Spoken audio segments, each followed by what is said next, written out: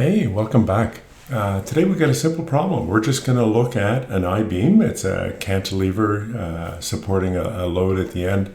But specific to this one, it's going to be installed skewed just by one degree, as you can see in the diagram. And so what we want to do is we want to calculate what the stresses are going to be at the two extreme sort of corners and compare those to what it would be if it had been installed straight. And so for that, we're basically looking at a skewed load, and it should go fairly quickly. So we're using Mathcad for this calculation. So depending on whether you're interested in just practicing with your Mathcad skills or you're interested in the content, the mechanics and materials, hopefully you'll find something useful. Shouldn't take much more than, I don't know, something 5 to 10 minutes, I suppose. So we've got the problem laid out. We have the given. I've given some instructions for the sheet, just a couple of reminders. I'll cover them during the video, so I'm not going to go over them now.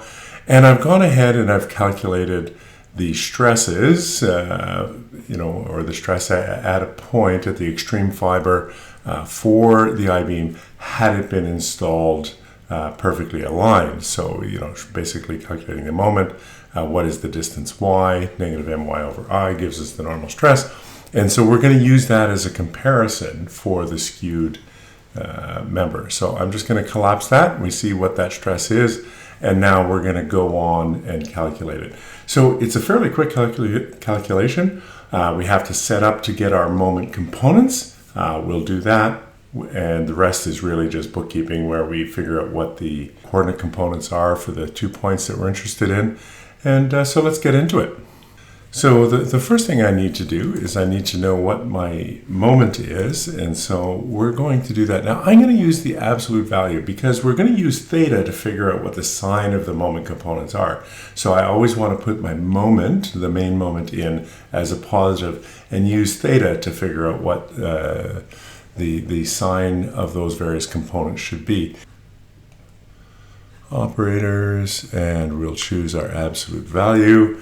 And so then we're just going to do P times L because of the geometric configuration of the loading.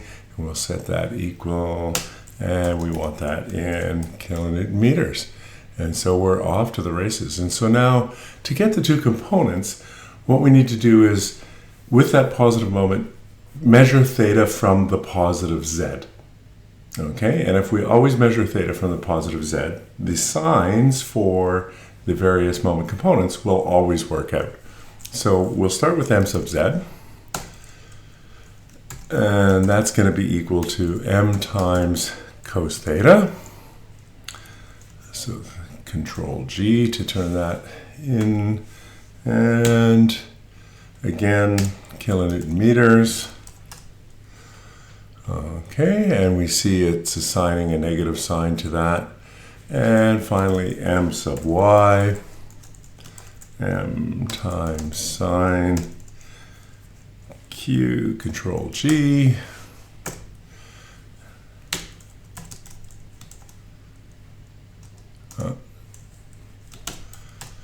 Okay, and so we have our two moment components. It's really that simple. And I'm going to bring in a diagram so we can see that. Okay, there we go. So I'm just showing in the diagram. So superimposed on the section, we show the moment m and its two components, m sub z, m sub y. And you see they're both reflected as negative. So they're going along the negative axis, negative y, negative z. And now we can go ahead, we'll get our coordinate points for point A and point B. And then we're ready to solve it.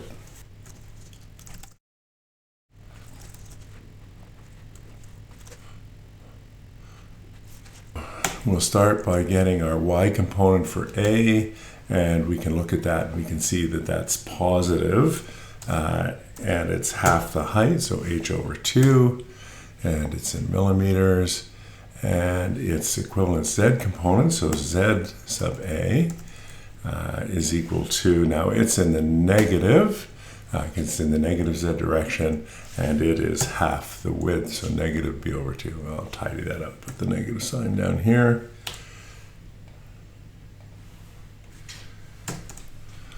And we have that. And So I'm just going to copy those, paste them in over here, and we're going to modify them to get our components for B. And of course, B is just the opposite. So it is negative in the Y direction and positive in the Z direction. Okay, so I've copied those over. Obviously now I have to turn them into point B.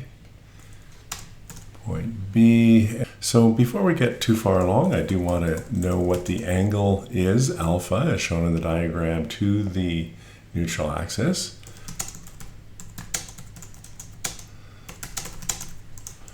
So I'll just get a label. And so that's alpha.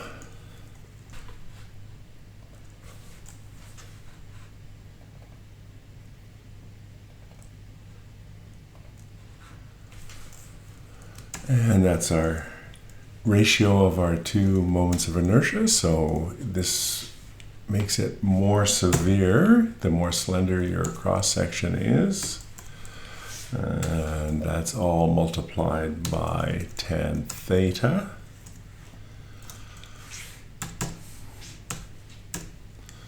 And we'll change that to degrees from radians. So we can see it, and we see it's quite steep, despite it just being a 1 degree skew. And then now we're ready to go ahead and calculate what those normal stresses are.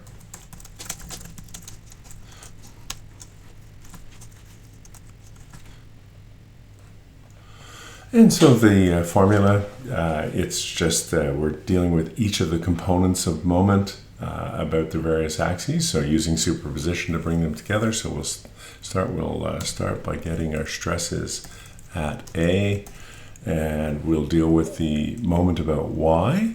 So moments of Y, of course, that's multiplied by Z sub A, and then these are divided by our I sub Y, and that deals with one component, and then the other component gets a negative sign.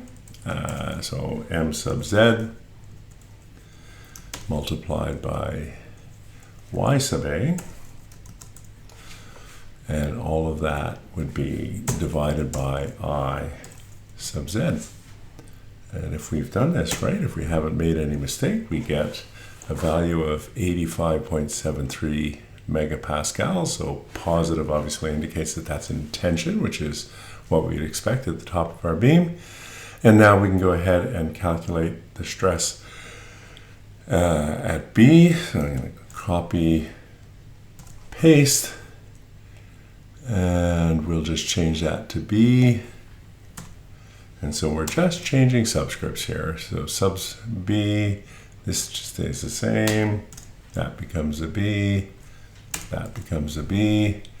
And lo and behold, we get the opposite, which is kind of what we expected in this case. So we have compression at the bottom, tension at the top, 85.73.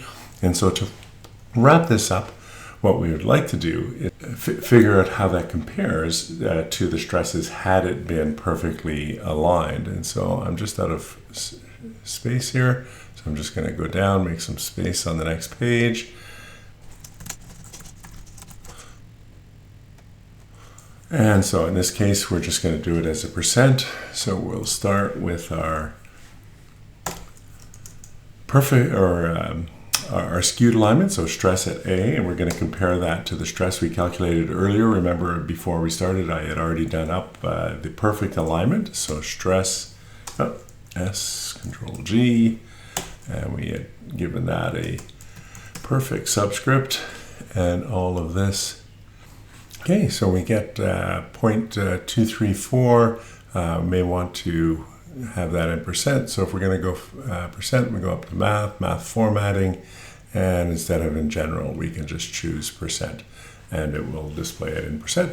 And so what we're seeing is that we have a 23% larger stress just as a result of a 1 degree skew of the I-beam from center. Obviously, the diagrams are highly exaggerated for visibility. So there we go, fairly quick solution to that. Hopefully that's useful to you, whether it's from a skills with the software program or from a mechanics and materials method as to how to calculate the stresses in a skewed beam. So hopefully you got something out of that, and we'll see you at the next one.